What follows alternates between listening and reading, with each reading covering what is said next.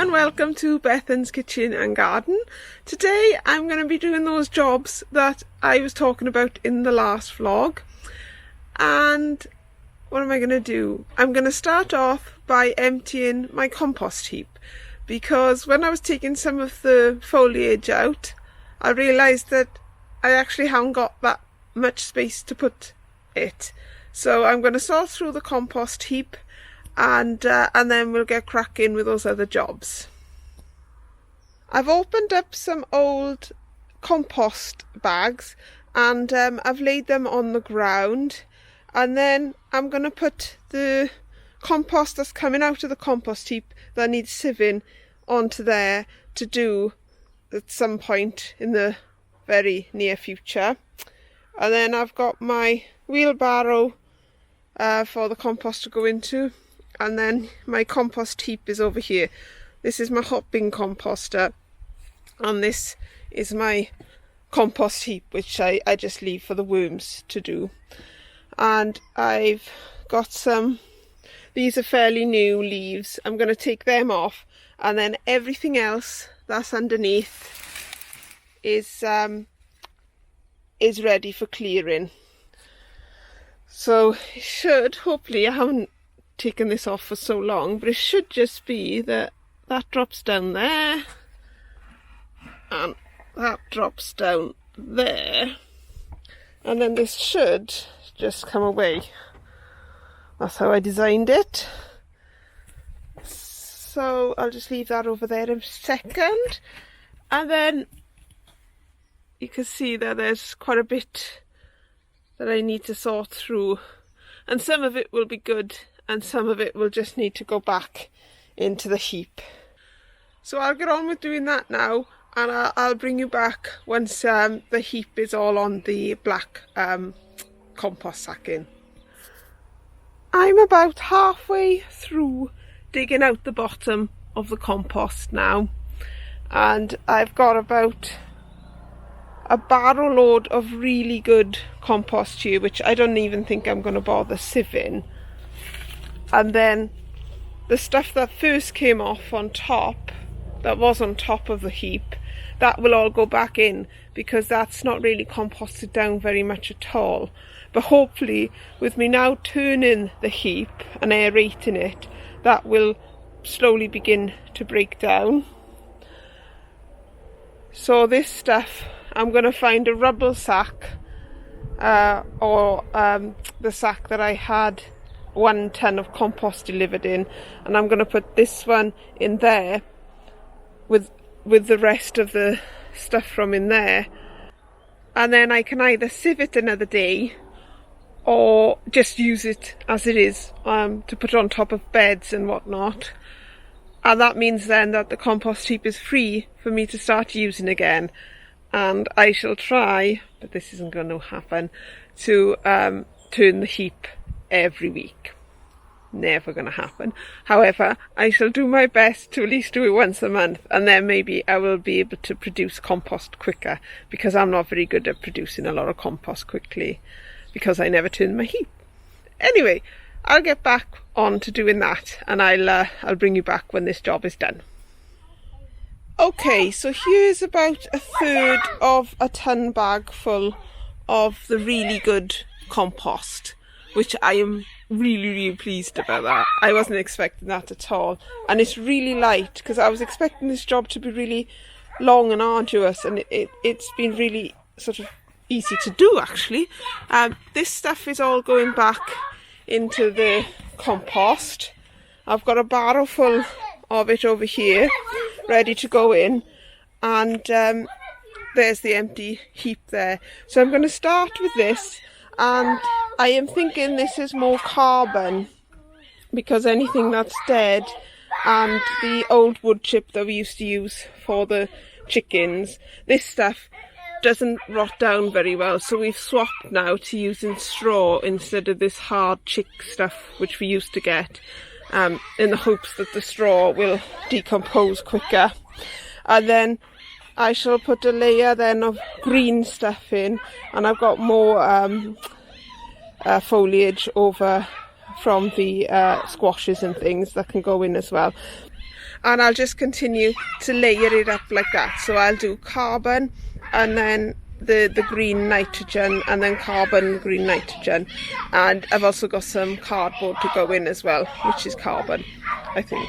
So anyway, I'll get on with doing that, and I'll bring you back when I'm done. The light's beginning to drop a bit now, so I just wanted to show you the compost heap is now about half full. And what I can do tonight is I can rip up some cardboard to go in there, so it's all shredded nicely. And then if we come over to the vegetable patch, I can show you how far I've got today, and I shall continue doing some work tomorrow. But I've taken down the tomato, beans, and quite a few of the squashes now. This was my end harvest of green tomatoes, and then those ones have sort of started to turn red.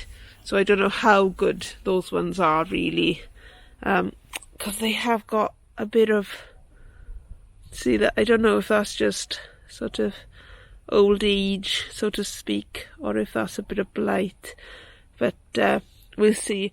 And I harvested a cabbage and a couple of broccoli florets that were sort of growing. One was a head, that sort of smallish one was a head, and then all the little baby ones were kind of growing from off the stem.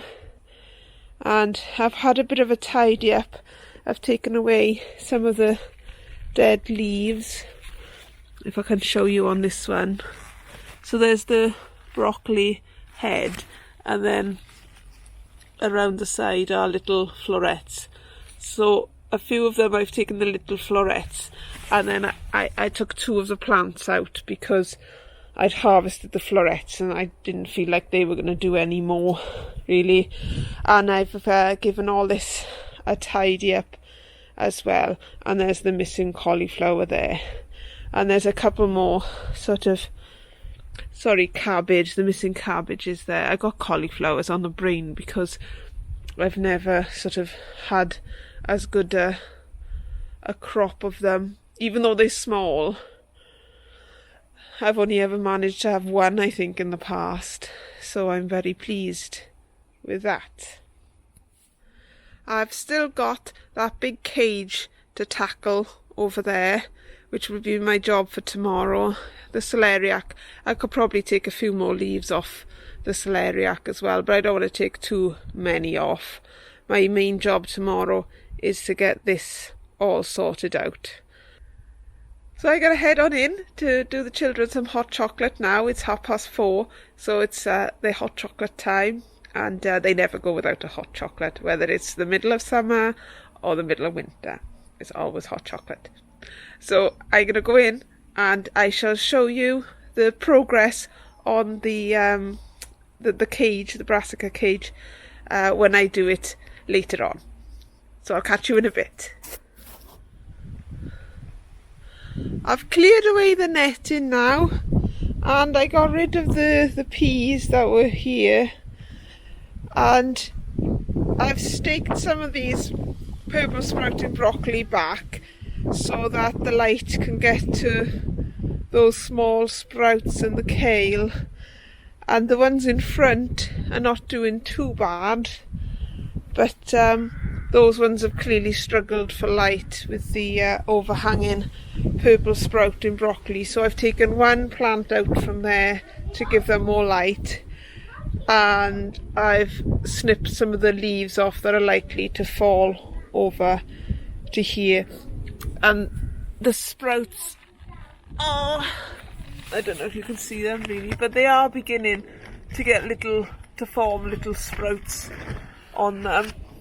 And the variety of those sprouts are green marble, and I remember from growing them before that they do grow quite small compact plants rather than sort of tall plants, and the sprouts form quite big little close-in sort of buttons, so you get quite a lot. Well, I remember getting a lot of sprouts from one stem that was quite short. So hopefully we'll get the same again this year.